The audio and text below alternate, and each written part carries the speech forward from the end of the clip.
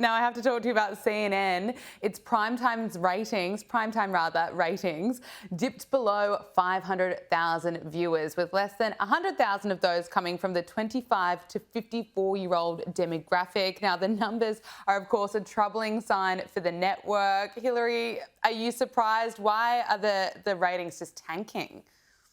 Yes, they are. And this is not just recent news. This has been a steady decline, rather like a ski slope, Gabriella. And what's interesting is, where are those viewers going? I can tell you one of the networks they're going to, and that is Newsmax. I'm a proud contributor at Newsmax. They're now the fourth watched network, right behind Fox.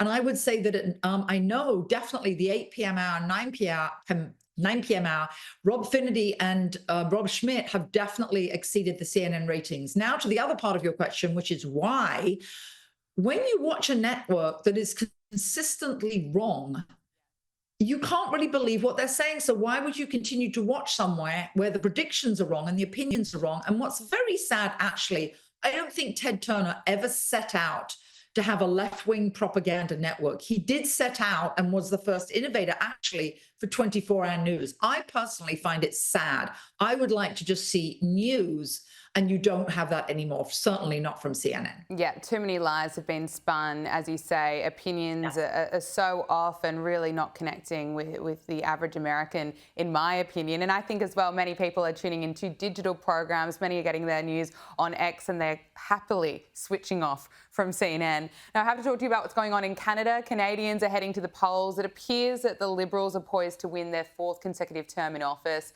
We know that Trump has trolled Canadians on election day. He's taken to social media joking that he was on the ballot.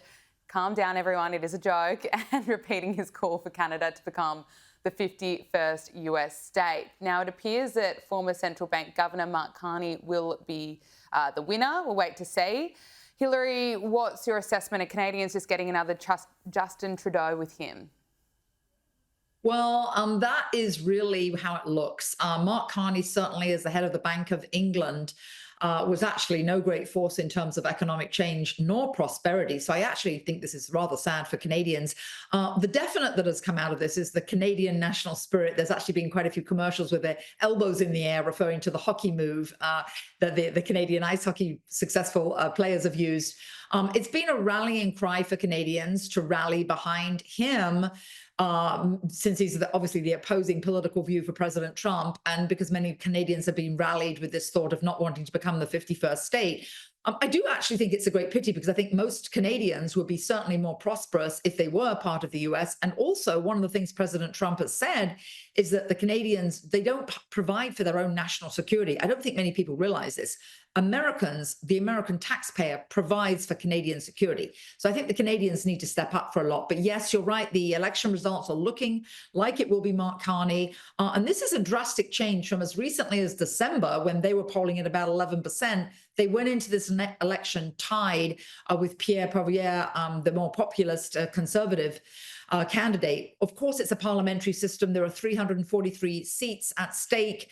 And like in the UK, people vote for their local congressman, and then that seat then determines who will be prime minister, looking like Mark Carney. The polls have closed here on the East Coast. They will close at 10 p.m. on the West Coast, 7 p.m. their time. And then we should know more tomorrow. However, their ballots are still paper ballots, Gabriella, so it will take a while for the concrete results to be counted.